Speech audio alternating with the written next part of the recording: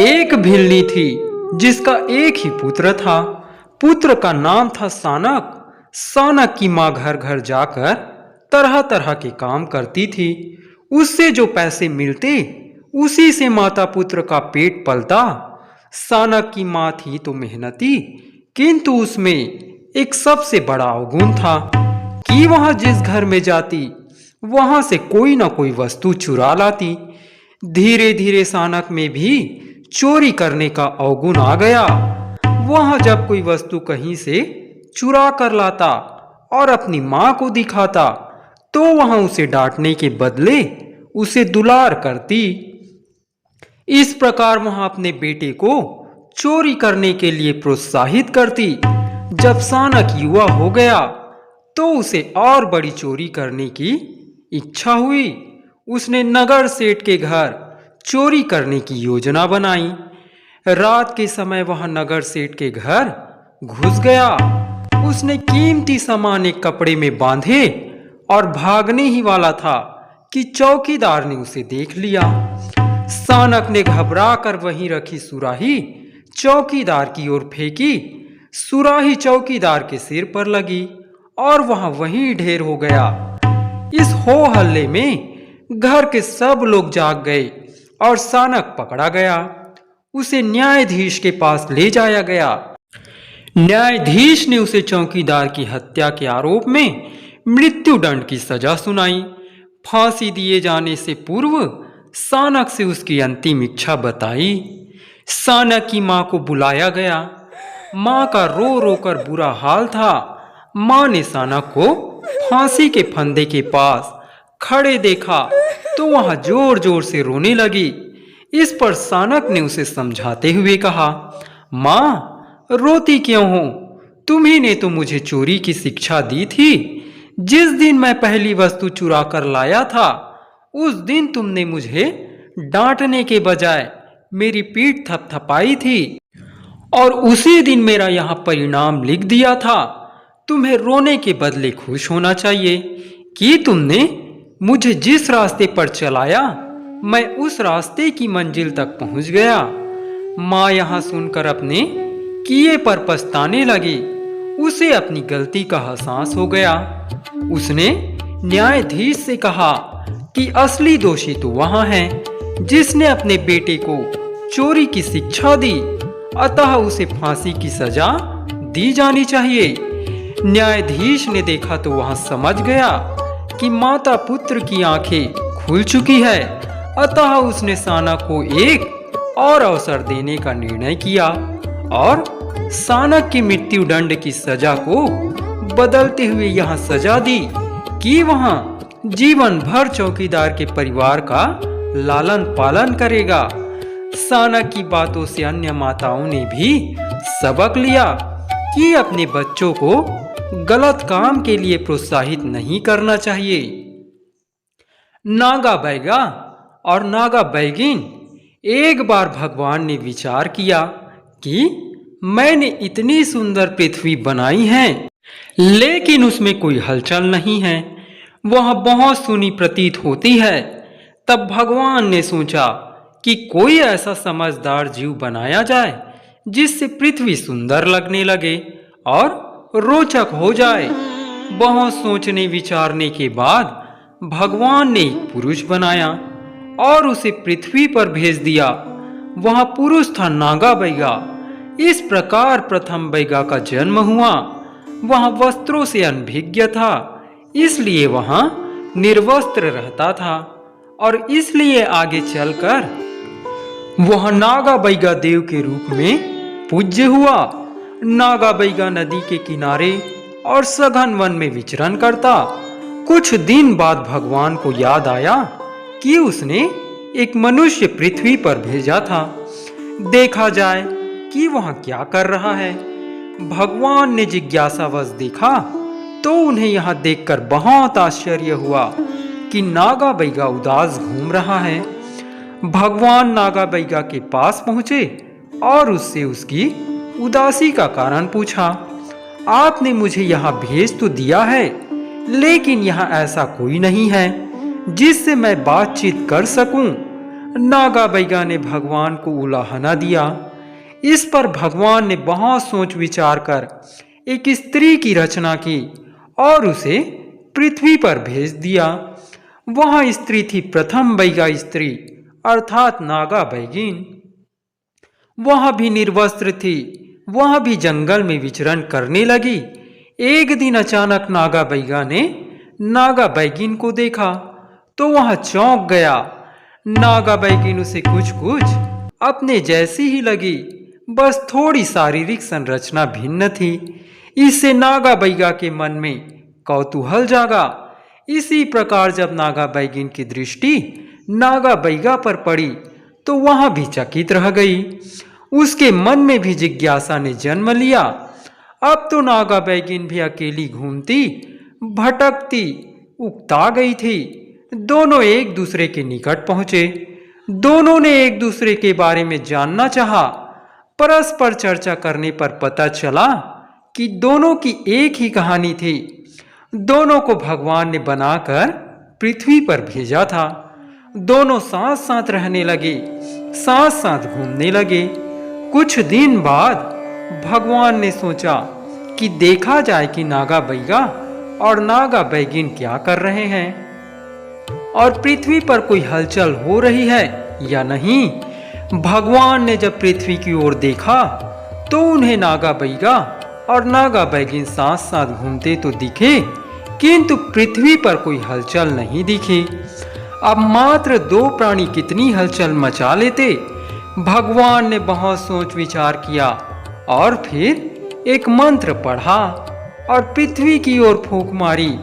जैसे ही मंत्र नागा बैगा और नागा बैगिन के पास पहुंचा, वैसे ही उन दोनों के मन में परस्पर एक दूसरे के शारीरिक अंगों को छूकर जानने की जिज्ञासा उत्पन्न हुई। हम दोनों एक जैसे दिखाई देते हैं, फिर भी हमारे शरीर में कुछ भिन्नता है। मैं चाहता हूं कि मैं तुम्हारे शरीर को छूकर देखूं कि यह कैसी भिन्नता है। नागा बैगा ने नागा बैगिन से कहा, मैं भी यही चाहती हूं कि मैं तुम्हारे शरीर को छूकर देखूं। नागा बैगिन ने कहा। दोनों ने एक दूसरे को छूना और जानना चाहा, जिसके परिणाम स्वरूप नागा संतति का जन्म हुआ। कुछ समय बाद भगवान ने नागा बैगा और नागा बैगिन का हाल चाल जानने के लिए पुनः पृथ्वी की ओर देखा।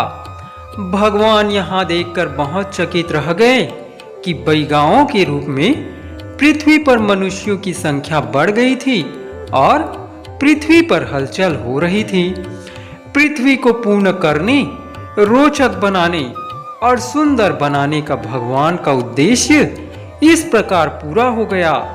नागा बैगा और नागा बैगिन को बैगा संसार में पितृदेव और मातृदेव का स्थान मिला। बैगा संतानों ने अपनी मातृदेवी और पितृदेवता की मूर्तियां बनाकर पूजा करना आरंभ किया। दोनों की मूर्तियों में वस्त्रों का अंकन नहीं किया गया, किंतु दोनों के गले में कंठहार और ताबीज नुमा माला बनाई गई तथा पैरों में लच्छे बनाए गए। नागा बैगा और नागा बैगिन को यह सम्मान मिलना स्वाभाविक था, क्योंकि उन्होंने इस पृथ्वी पर मनुष्यों का संसार बसाया और पृथ्वी को विशिष्टता प्रदान की। बुढ़िया और मेढकी बहुत समय पहले की बात है। एक गांव में एक बुढ़िया रहती थी। बुढ़िया थी गरीब। वह यहाँ वहां से मांगकर आटा ले आती और उस आटे की रोटियां बनाकर खा लेती। उसके पास रोटियां सेकने को ना तो लकड़ियां थी और ना गोबर के कंडे थे। वह घास फूस बटोर कर आग जलाती और उसमें रोटियां सेकती। एक दिन बुढ़िया आटा मांग कर लाई। उसने घास फूस इकट्ठा किया और रोटी सेकने लगी। उसी समय एक मेंढकी फुदकती हुई उधर आ निकली। मेंढकी ने देखा कि बुढ़िया घास फूस को जलाकर रोटियां बना रही है, तो उसे बड़ा आश्चर्य हुआ। क्यों अम्मा, ये क्या कर रही हो? मेंढकी ने बुढ़िया से पूछा। अपने लिए रोटियां सेक रही हूं। बुढ़िया ने उत्तर दिया, लेकिन रोटी तो लकड़ियों या गोबर के कंडों की आग में सेकी जाती है, मगर तुम तो घास फूस की आग में सेक रही हो। इसमें तो रोटियां ठीक से सिक भी नहीं पाएगी। मेढकी ने बुढ़िया से कहा। कहती तो तुम ठीक हो मेढकी, मगर मैं ठहरी गरीब और लाचार। मेरे पास ना तो लकड़ियां खरीदने को पैसे हैं और ना कंडे बीनने की ताकत है। मैं लकड़ियां पाऊं तो कैसे और कंडे बटोरूं तो कैसे। बुढ़िया ने बिना किसी संकोच के कहा, तुम चिंता ना करो अम्मा, लकड़ियां लाना तो मेरे लिए भी कठिन है, लेकिन मैं अभी कंडे ला देती हूं। मेढकी ने कहा और वहां फुदकती हुई गई और कहीं से कंडे ले आई। बुढ़िया ने कंडे सुलगाए और उन पर रोटियां सेकने लगी। जब पूरी रोटियां सीख गई तो मेढकी रोटियों पर फुदकने लगी, कभी इस रोटी पर तो कभी उस रोटी पर। तुम इस तरह रोटियों पर क्यों कूद रही हो? रोटियां खराब हो जाएंगी। बुढ़िया ने उसे टोकते हुए पूछा। देखो अम्मा, जंगल गई मैं मेढकी और जंगल से तुम्हारे लिए कंडे लाई। कंडे जलाकर तुमने रोटियां बनाई। अब तुम मुझे कम से कम एक रोटी तो दे दो, मेढकी ने बुढ़िया से कहा। बुढ़िया ने मेढकी को एक रोटी दे दी। मेढकी रोटी लेकर खुशी खुशी चल पड़ी। रास्ते में उसे एक ग्वाले का घर मिला। उसने देखा कि ग्वाले के बच्चे भूख के मारे रो रहे हैं। यह देखकर मेढकी को बच्चों पर दया आ गई। उसने अपनी रोटी उन बच्चों को दे दी। इसके बाद मेढकी ग्वाले की भैंसों पर कूदने लगी। कभी इस भैंसे पर कूदती तो कभी उस भैंसे पर। ग्वाले ने मेढकी को टोकते हुए पूछा कि तुम मेरी भैंसों पर क्यों कूद रही हो? इससे भैंसों का मन खराब हो जाएगा और वे दूध नहीं देंगी। सुनो ग्वाले, जंगल गई मैं मेढकी, जंगल से लाई कंडे, कंडों से बुढ़िया ने बनाई रोटियां। एक रोटी बुढ़िया ने दी मुझको, वह रोटी मैंने दे दी तेरे भूखे बच्चे को। अब तू मुझे इसके बदले एक भैंस दे दे, मेढकी ने ग्वाले से कहा। बात तो तुम ठीक कहती हो कि तुमने अपनी रोटी मेरे भूखे बच्चे को दे दी, इसलिए अब मुझे भी तुम्हें कुछ देना चाहिए। ठीक है, तुम मेरी ये एक भैंस ले लो। यह कहते हुए ग्वाले ने अपनी भैंसों में से एक भैंस मेढकी को दे दी।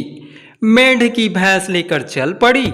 कभी भैंस के आगे आगे फुदकती तो कभी भैंस के पीठ पर सवार करने लगती। इसी प्रकार चलती चलती वह राजा के महल जा पहुंची। महल में वह सीधे वहां जा पहुंची जहां राजा खाना खा रहा था। मेढकी ने देखा कि राजा रूखा भात खा रहा है। यह देखकर उसे बड़ा आश्चर्य हुआ। आखिर राजा को ऐसी कौन सी कमी आ पड़ी कि उसे रूखा भात खाना पड़ रहा है? राजा राजा, आप रूखा भात क्यों खा रहे हैं? मेढकी ने राजा से पूछा।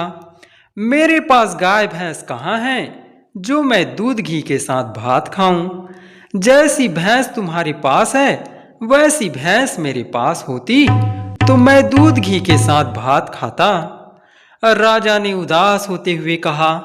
राजा की बात सुनकर मेढकी को राजा पर बड़ी दया आई। उसने अपनी भैंस राजा को दे दी। भैंस पाकर राजा बहुत खुश हुआ। राजा की दो रानियां थीं। दोनों रानियों ने यह खबर सुनी कि एक मेढकी ने राजा को अपनी भैंस दे दी है तो वे भी बहुत खुश हुई। दोनों रानियां मेढकी के भैंस को देखने वहीं आ गई।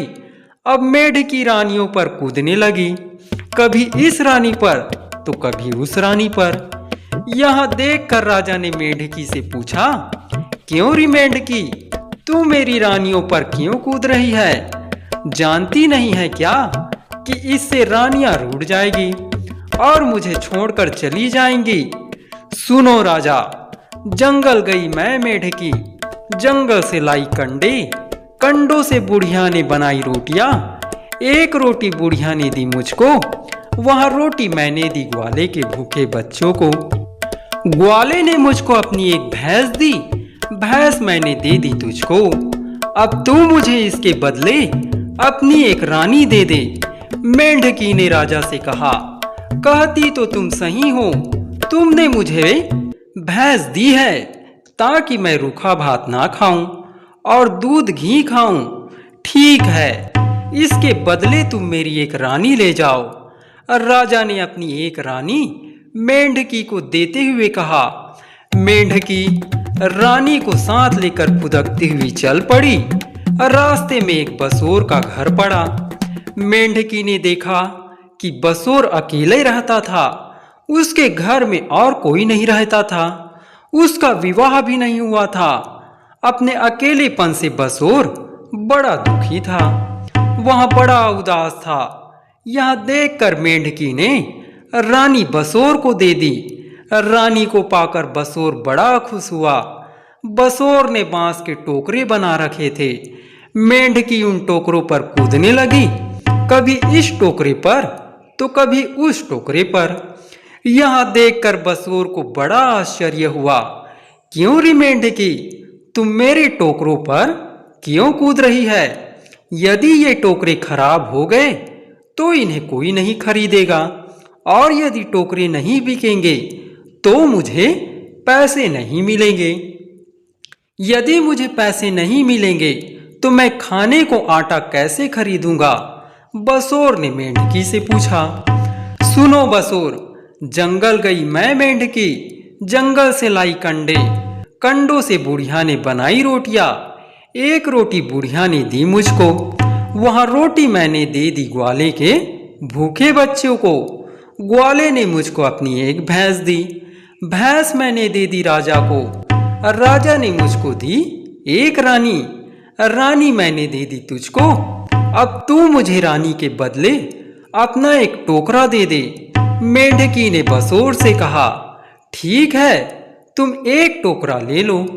बसोर ने मेंढकी को एक टोकरा दे दिया। टोकरा लेकर मेंढकी प्रसन्नतापूर्वक आगे चल पड़ी।